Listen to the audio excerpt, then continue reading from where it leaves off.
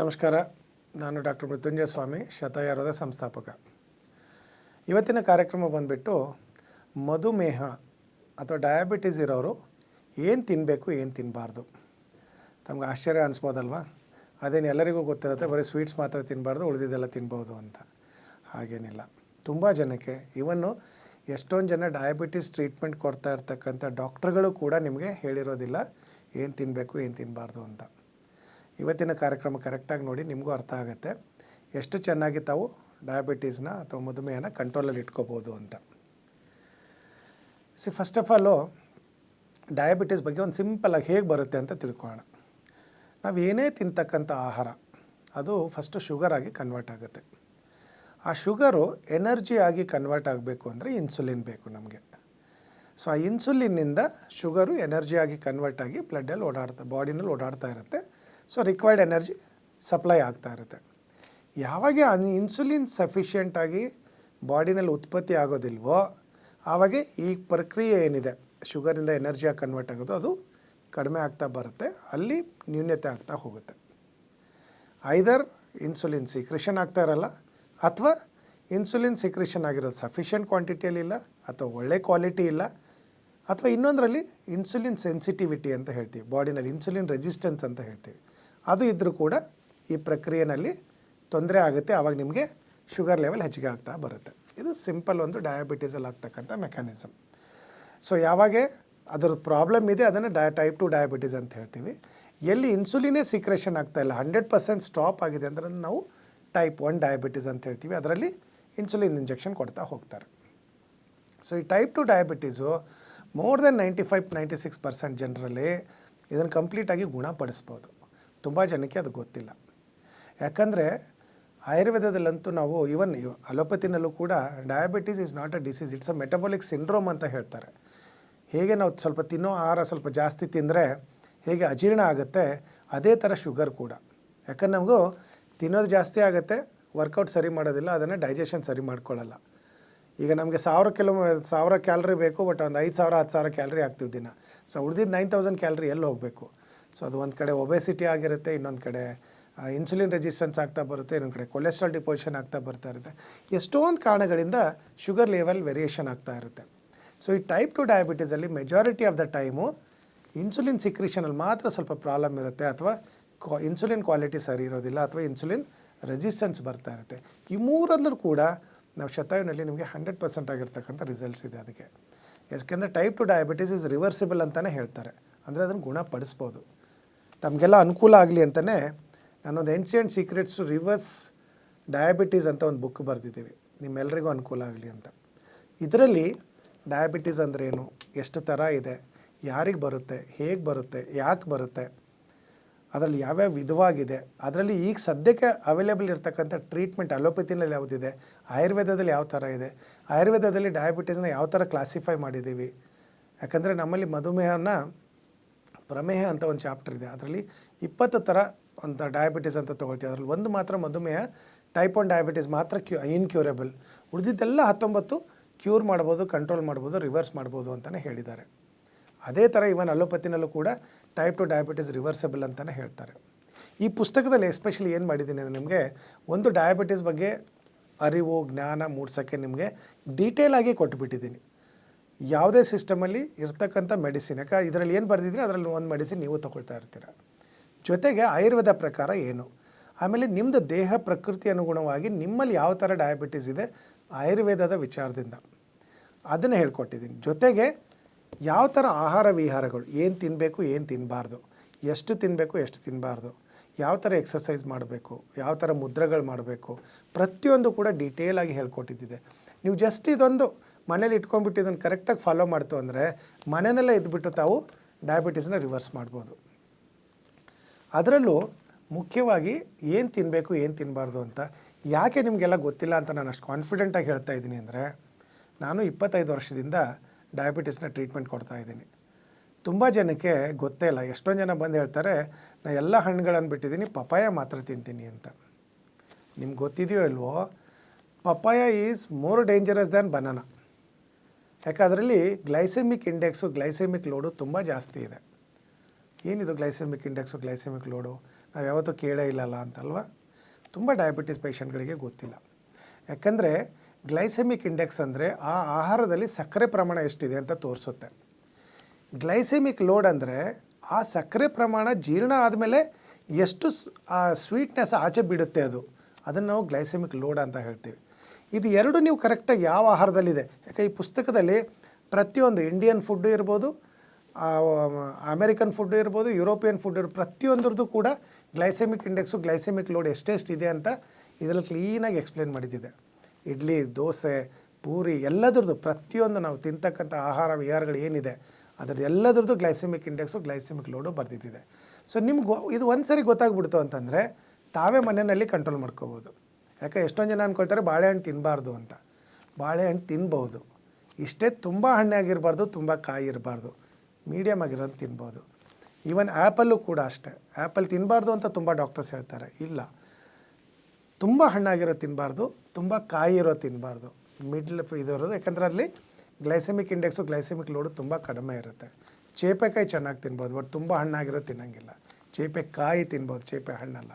So ಆ ಥರ ತುಂಬಾ ಮಿಸ್ಕನ್ಸೆಪ್ಷನ್ ಇರೋದನ್ನು ಇದರಲ್ಲಿ ಕರೆಕ್ಟಾಗಿ ಬರ್ಕೊಟ್ಟಿದ್ದೀನಿ. ಅನ್ನ, ರಾಗಿ, ಇದು ಅಂದರೆ ಅಕ್ಕಿ, ರಾಗಿ, ಗೋಧಿ, ಜೋಳ ಯಾವ್ಯಾವುದ್ರಲ್ಲಿ ಎಷ್ಟೆಷ್ಟಿದೆ, ನೀವು ಮನೆಯಲ್ಲಿ ಹೇಗೆ ಮಾಡ್ಕೋಬೋದು, ಪ್ರತಿಯೊಂದು ಕೂಡ ಬರೆದಿದ್ದಿದೆ.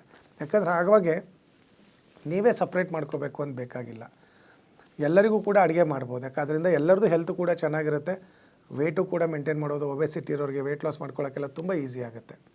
ಜೊತೆಗೆ 20 ಸೂಪರ್ ಫುಡ್ ಅಂತ ಹೇಳ್ತೀವಿ. ಈಗ ನಮ್ಮ ಹಾಗಲಕಾಯಿ ಇರ್ಬೋದು, ಮೆಂತ್ಯ ಇರ್ಬೋದು, ಇಂಥದ್ದೆಲ್ಲ 20 ಸೂಪರ್ ಫುಡ್ ಅಂತ ಹೇಳ್ತೀವಿ.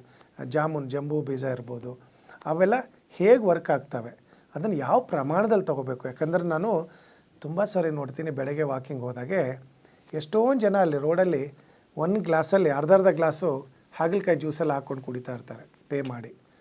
ಆ್ಯಕ್ಚುಲಿ ಹಾಗಲಕಾಯಿ ಜ್ಯೂಸು ಅಂತ ನೀವು ಮಾಡಿ ತೊಗೊಳ್ಬೇಕಾದ್ರೆ ಅದು ಜ್ಯೂಸ್ ಅಂತ ಮಾಡಿದ ತಕ್ಷಣ ಇಟ್ಸ್ ಅ ಮೆಡಿಸಿನ್. ಸುಮ್ಮನೆ ಹಾಗಲಕಾಯಿ ಪಲ್ಯ ತಿಂದಾಗ ನಾವು ಇಷ್ಟಿಷ್ಟು ತಿನ್ನೋಕ್ಕಾಗಲ್ಲ, ಒಂದು 2 ತುತ್ತು 3 ತುತ್ತು ತಿಂತೀವಿ. ಇಲ್ಲಿ ಅರ್ಧ ಲೋಟ ಹಾಗಲಕಾಯಿ ಜ್ಯೂಸ್ ಕುಡಿದ್ರೆ ಆಲ್ರೆಡಿ ನಿಮ್ಮದು ಇನ್ಸುಲಿನ್ನು ರೆಸಿಸ್ಟೆನ್ಸ್ ಆಗೋಗಿದೆ. ಅಲ್ಲಿ ಇನ್ಸುಲಿನ್ ಮೇಲೆ ಉತ್ಪತ್ತಿ ಆಗೋಕ್ಕೆ ಇದು ಇಲ್ಲ, ಅದ್ರ ಮೆಟಬಾಲಿಸಮ್ ಸಪ್ರೆಸ್ ಆಗಿದೆ. ಅಂಥದ್ರಲ್ಲಿ ಇಷ್ಟು ಹೆವಿ ನೀವು ಹಾಗಲಕಾಯಿ ಜ್ಯೂಸ್ ಕುಡಿತು ಅಂದರೆ ಇನ್ನೂ ಸಪ್ರೆಸ್ ಆಗುತ್ತೆ, ಯೂಸೇ ಆಗೋದಿಲ್ಲ ನಿಮಗೆ. ಯಾಕೆ ಅವಾಗ ಹೇಳಿದೆ ಡಯಾಬಿಟಿಸ್ ಮೆಟಬಾಲಿಕ್ ಸಿಂಡ್ರೋಮ್. ಹೇಗೆ ನಾವು ಅಜೀರ್ಣ ಆಗುತ್ತೆ ಒಂದು ಸ್ವಲ್ಪ ಜಾಸ್ತಿ ಊಟ ಮಾಡಿದರೆ, ಆ ಥರ ನಿಮ್ಗೆ ಡಯಾಬಿಟಿಸ್ ಆಗಿರೋದ್ರಿಂದ ಮತ್ತೆ ಅದ್ರ ಮೇಲೆ ಇಷ್ಟಿಷ್ಟು ಜ್ಯೂಸ್ ಕುಡಿದ್ರೆ ಏನು ಯೂಸು ನಿಮಗೆ. ಸೊ ಆದಷ್ಟು ಅದನ್ನು ಸರಿ ಮಾಡೋದನ್ನು ಕಲ್ತ್ಕೋಬೇಕು. ಈಗ ವೆಹಿಕಲ್ಲು ಒಳಗಡೆ ಇಂಜಿನಲ್ಲಿ ಆಯಿಲ್ ಕಟ್ಕೊಂಡಿರುತ್ತೆ, ಮತ್ತೆ ಆಯಿಲ್ ಹಾಕ್ತಾ ಹೋಗ್ಬಿಟ್ರೆ ಅದಕ್ಕೆ ಇನ್ನೂ ಜಾಸ್ತಿ ಕಟ್ಕೊಳ್ಳುತ್ತೆ, ಇರೋದನ್ನು ಇಂಜಿನು ಹಾಳಾಗ್ತಾ ಹೋಗುತ್ತೆ. ಅದ್ರ ಬದಲಾಗಿ ಅದನ್ನು ತೆಗೆದುಬಿಟ್ಟು ಫಿಲ್ಟ್ರ್ ಕ್ಲೀನ್ ಮಾಡೋದು ಭಾಳ ಉತ್ತಮ. ಸೊ ಅದು ಹೇಗೆ ಮಾಡಬೇಕು, ಪ್ರತಿಯೊಂದು ಸಿಂಪಲ್ ವಾಕಿಂಗ್ ಇರ್ಬೋದು, ಡಯಟ್ ಕಂಟ್ರೋಲ್ ಇರ್ಬೋದು, ತಿಳ್ಕೊಂಡ್ಬಿಟ್ಟು ತಿನ್ನೋದು, ಸರಿಯಾಗಿ ಮೆಡಿಸಿನ್ ತೊಗೊಳ್ಳೋದು, ಮೈಂಡ್ ಸ್ಟ್ರೆಸ್ ಫ್ರೀ ಇಟ್ಕೊಳ್ಳೋದು, ಸರಿಯಾಗಿ ನಿದ್ರೆ ಮಾಡೋದು, ಇಂಥದ್ದೆಲ್ಲ ಮಾಡ್ತು ಅಂತಂದರೆ ನಿಮಗೆ ಆರಾಮಾಗಿ ಡಯಾಬಿಟೀಸನ್ನ ಕಂಟ್ರೋಲ್ ಮಾಡ್ಬೋದು, ಪ್ಲಸ್ ಡಯಾಬಿಟೀಸ್ ರಿವರ್ಸ್ ಮಾಡ್ಬೋದು. ನಿಮ್ಗೇನಾದ್ರು ಇಲ್ಲ ಡಾಕ್ಟ್ರೆ ನಮ್ಗೆ ಗೊತ್ತಾಗೋದಿಲ್ಲ ಎಷ್ಟು ಬುಕ್ ಓದಿದ್ರು ಅಂತಂದರೆ ಕೆಳಗಡೆ ಬರ್ತಾ ಇರ್ತಕ್ಕಂಥ ನಂಬರ್ಗೆ ನಿಮ್ಮದು fasting blood sugar, after food blood sugar, ಜೊತೆಗೆ HbA1c ಭಾಳ ಇಂಪಾರ್ಟೆಂಟು. ಯಾಕಂದರೆ ಪ್ರತಿಯೊಂದು ಡಯಾಬಿಟೀಸ್ ಅವರವರಿಗೆ ನಾನು ಒಂದು ಸಜೆಸ್ಟ್ ಮಾಡ್ತೀನಿ, 6 ಮಂತ್ಸ್ ಒಂದು ಸರಿ ಆದರೂ ಮಿನಿಮಮ್ HbA1c ಮಾಡೋದನ್ನು ಮರಿಬೇಡಿ. ಅದು 5.5 6 ಇತ್ತು ಅಂದರೆ ಒಳ್ಳೆ ಕಂಟ್ರೋಲಲ್ಲಿದೆ ಅಂತ. 6.5 ಕ್ರಾಸ್ ಆಗಿ 7.5 8 ಆಯಿತು ಅಂತಂದರೆ ತುಂಬ ಡೇಂಜರಸ್ ಲೆವೆಲ್ಗೆ ಹೋಗ್ತಾ ಇದೆ ಅಂತ. ಅದನ್ನು ನೆಗ್ಲೆಕ್ಟ್ ಮಾಡಬೇಡಿ. ಏನಾಗುತ್ತೆ, ಈಗ ಒಂದು ಏಜ್ ಇದ್ದಾಗೆ ಏನೂ ಆಗೋದಿಲ್ಲ. ಯಾವಾಗ ನಿಮ್ಮ ಏಜ್ ಪ್ರೋಗ್ರೆಸ್ ಆಗುತ್ತೆ ಆಲ್ರೆಡಿ ಅದು ಡಿಸ್ಟ್ರಕ್ಷನ್ ಮಾಡ್ತಾ ಇರುತ್ತೆ. ಅನ್ಕಂಟ್ರೋಲ್ ಡಯಾಬಿಟೀಸ್ ಅಂತ ಹೇಳ್ತೀವಿ. ಯಾವಾಗ ನಿಮ್ಮದು HbA1c 7.5 ಅಬೋವ್ ಹೋಗ್ತಾ ಇರುತ್ತೆ, ತುಂಬಾ ಬಾಡಿನಲ್ಲಿ ಡಿಸ್ಟ್ರಕ್ಷನ್ ಮಾಡುತ್ತೆ. ಹಾರ್ಟ್ ಪ್ರಾಬ್ಲಮ್ ಇರ್ಬೋದು, ಕಿಡ್ನಿ ಪ್ರಾಬ್ಲಮ್ ಇರ್ಬೋದು, ಲಿವರ್ ಪ್ರಾಬ್ಲಮ್ಮು, ಬ್ರೈನಲ್ಲಿ ಸ್ಟ್ರೋಕ್ಗಳಾಗೋದು ಅಂಥದ್ದೆಲ್ಲ ತುಂಬ ಮಾಡ್ತಾ ಇರುತ್ತೆ. ಅದು ಒಂದೇ ದಿನಕ್ಕೆ ಮಾಡೋದಿಲ್ಲ. ಒಂದಿನ ಸಡನ್ನಾಗಿ ಆಗ್ತಾ ಇದ್ದಂಗೆ ಡಾಕ್ಟರ್ ನನಗೆ ಯಾಕಾಯಿತು ಅಂತ ಶುರು ಮಾಡ್ತಾರೆ. ಸೊ ಅನ್ಕಂಟ್ರೋಲ್ ಡಯಾಬಿಟೀಸ್ ಮಾತ್ರ ಯಾವತ್ತೂ ಇಟ್ಕೊಳ್ಳೋಕೆ ಹೋಗ್ಬಿಡಿ. ಯಾವಾಗ 7.5 ಕ್ರಾಸ್ ಆಗ್ತಾಯಿದೆ ಮೆಡಿಸಿನ್ ಚೇಂಜ್ ಮಾಡ್ಕೊಳ್ಳಿ, ಅಥವಾ ನಿಮ್ಮ ಲೈಫ್ ಸ್ಟೈಲ್ ಚೇಂಜ್ ಮಾಡ್ಕೊಳ್ಳಿ, ಅಥವಾ ಫುಡ್ ಹ್ಯಾಬಿಟ್ಸ್ ಚೇಂಜ್ ಮಾಡ್ಕೊಳ್ಳಿ, ಆರಾಮಾಗಿ ಶುಗರ್ ಲೆವೆಲ್ ಡೌನ್ ಮಾಡ್ಬೋದು.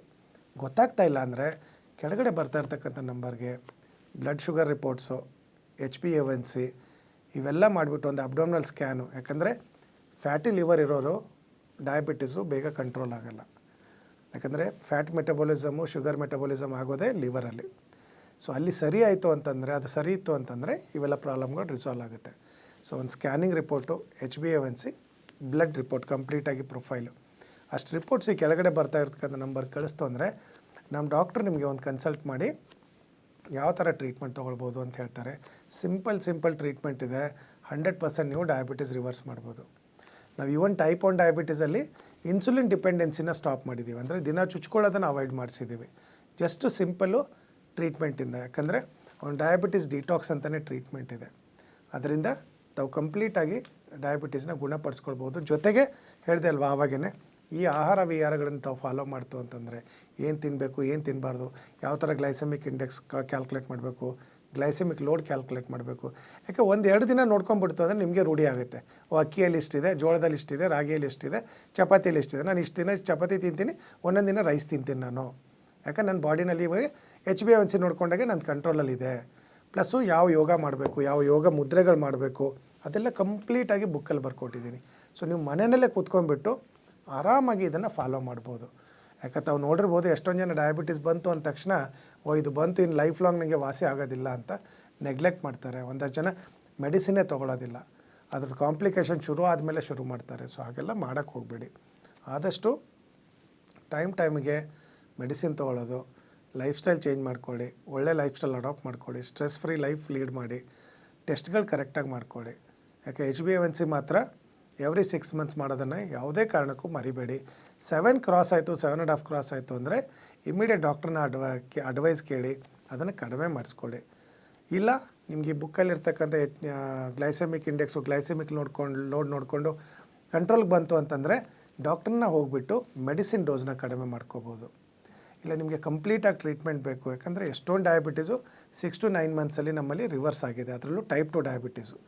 ಸೊ ನಿಮ್ಗೆ ಏನಾದರೂ ಕಂಪ್ಲೀಟ್ ರಿವರ್ಸ್ ಮಾಡ್ಕೋಬೇಕು, ಸಂಪೂರ್ಣವಾಗಿ ಡಯಾಬಿಟಿಸ್ ಗುಣಪಡಿಸ್ಕೋಬೇಕು ಅಂತಂದರೆ ಇಲ್ಲಿ ಬರ್ತಾ ಇರ್ತಕ್ಕಂಥ ನಂಬರ್ಗೆ ಫೋನ್ ಮಾಡಿ. ಅಥವಾ ನಮ್ಗೆ ಇಲ್ಲಿವರೆಗೆ ಬರೋಕ್ಕಾಗಲ್ಲ ಅಂದರೆ ನಾವು ಆನ್ಲೈನ್ ಕನ್ಸಲ್ಟೇಷನ್ ಮಾಡಿ ಮೆಡಿಸಿನ್ ಮನೆಗೆ ಕೂಡ ಕಳಿಸ್ತೀವಿ. ಇಲ್ಲ ಕೆಲವರಿಗೆ ಇಲ್ಲಿ ನಾವು ಬಂದಲ್ಲಿ ಉಳ್ಕೊಂಡು ತೊಗೊಳ್ಬೇಕು ಅಂದರೆ ನಮ್ಮದೇ ಒಂದು ಆಯುರ್ವೇದ ಹಾಸ್ಪಿಟ್ಲ್ ಇದೆ, ಆಯುರ್ವೇದ ಯೋಗ ನ್ಯಾಚುರೋಪತಿ ಶತಾಯು ರಿಟ್ರೀಟ್ ಅಂತ, ಬ್ಯಾಂಗ್ಳೂರು ಇಂಟರ್ನ್ಯಾಷನಲ್ ಏರ್ಪೋರ್ಟ್ ಪಕ್ಕ. ಅಲ್ಲಿ ಉಳ್ಕೊಂಡು ತಾವು ಟ್ರೀಟ್ಮೆಂಟ್ ತೊಗೊಳ್ಬೋದು. ಪ್ಲಸ್ ಅಲ್ಲಿ ನಿಮಗೆಲ್ಲಕ್ಕಿಂತ ಇಂಪಾರ್ಟೆಂಟ್ ಅಂದರೆ ಅದು NABH ಅಕ್ರಿಡಿಟೆಡ್ ಹಾಸ್ಪಿಟ್ಲ್ ಇರೋದ್ರಿಂದ ಎಲ್ಲ ಹೆಲ್ತ್ ಇನ್ಶೂರೆನ್ಸ್ ಕವರೇಜ್ ಕೂಡ ಇದೆ. ಸೊ ಆರಾಮಾಗಿ ನಿಮಗೇನೋ ಡಯಾಬಿಟೀಸ್ ಇದ್ದರೆ ಹೆದರ್ಕೊಳ್ಳೋದು ಬೇಡ, ಬಂದು ಟ್ರೀಟ್ಮೆಂಟ್ ತೊಗೊಂಡ್ಬಿಟ್ಟು ಅದನ್ನು ಗುಣಪಡಿಸ್ಕೊಳ್ಳಿ. Thank you.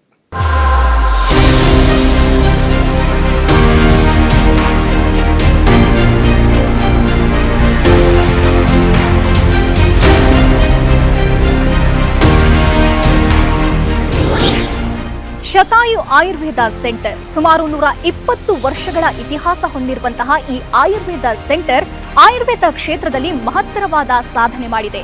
ಅಷ್ಟೇ ಅಲ್ಲ, ಬೆಂಗಳೂರಿನ ನಾನಾ ಭಾಗದಲ್ಲಿ ಇದರ ಸೆಂಟರ್ಗಳಿವೆ. ಇದರ ಜೊತೆಗೆ 35ಕ್ಕೂ ಹೆಚ್ಚು ವೈದ್ಯರು ಸೇರಿದಂತೆ 100ಕ್ಕೂ ಹೆಚ್ಚು ಥೆರಪಿಸ್ಟ್ಗಳು ರೋಗಿಗಳ ಸೇವೆಯಲ್ಲಿ ನಿರತರಾಗಿದ್ದಾರೆ. ಇನ್ನೂ ವಿಶೇಷ ಅಂತಂದ್ರೆ ಸುಮಾರು 10 ಲಕ್ಷಕ್ಕೂ ಅಧಿಕ ರೋಗಿಗಳಿಗೆ ಈ ಶತಾಯು ಸೆಂಟರ್ ಚಿಕಿತ್ಸೆ ನೀಡಿದೆ. ಅಷ್ಟೇ ಅಲ್ಲ, ಅವರ ರೋಗವನ್ನ ಗುಣಪಡಿಸಿ ಅವರ ಮೊಗದಲ್ಲಿ ನಗು ಬರುವಂತಹ ಮಹತ್ ಕಾರ್ಯವನ್ನ ಮಾಡಿದೆ. ಬನ್ನಿ ಹಾಗಾದ್ರೆ ಈ ಶತಾಯು ಸೆಂಟರ್ನಲ್ಲಿ ಯಾವ ರೀತಿ ಚಿಕಿತ್ಸೆ ನೀಡಲಾಗುತ್ತೆ, ಈ ಸೆಂಟರ್ ಯಾವ ರೀತಿ ಕಾರ್ಯನಿರ್ವಹಿಸುತ್ತೆ, ಬನ್ನಿ ನೋಡೋಣ.